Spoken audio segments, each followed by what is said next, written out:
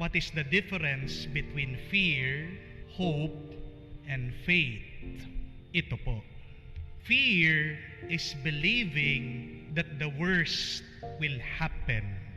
But hope is believing that the best will happen.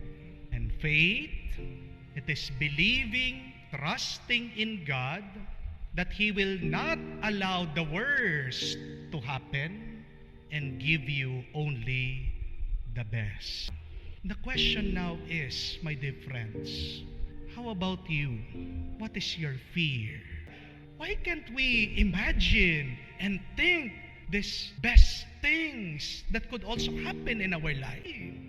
But what prevents you from believing that good things, best things that could happen in your life? Maybe it is doubt. Pagdududa ko, galing po kay Saint Augustine. Sabi niya, be careful with your thoughts because they are heard in heaven. Our thoughts becomes our reality. How can our hope become our reality?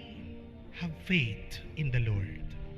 How can we remove our fears in our life? Have great faith in God.